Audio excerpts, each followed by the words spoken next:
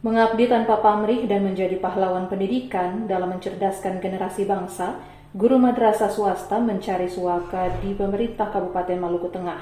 Hal itu dirasakan 1040 guru madrasah swasta di kabupaten itu yang merasa tidak diperhatikan oleh pemerintah. Padahal mereka mengabdikan diri dalam mendidik dan mencerdaskan anak bangsa sama seperti guru lainnya.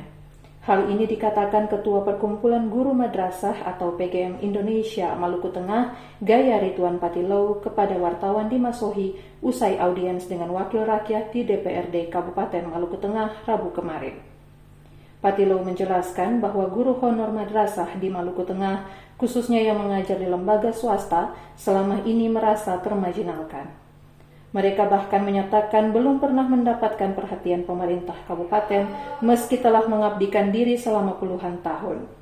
Guru honorer di madrasah belum pernah dibayar secara layak, bahkan saat mengikuti tes P3K maupun tes paruh waktu, pemerintah tidak mengakomodir. Dengannya, PGM meminta agar pemerintah daerah menyediakan insentif atau apresiasi. Salah satu tuntutan utama PGMI adalah pembentukan peraturan daerah atau Perda yang menjamin hak guru non-PNS di madrasah swasta.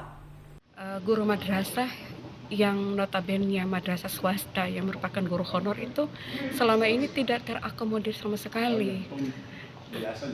Jadi kami datang ke sini mengetuk hati para dewan yang notabene adalah merupakan wakil kita di sini untuk membawa aspirasi kita ini ke Pemda supaya mereka juga merasa memiliki kita.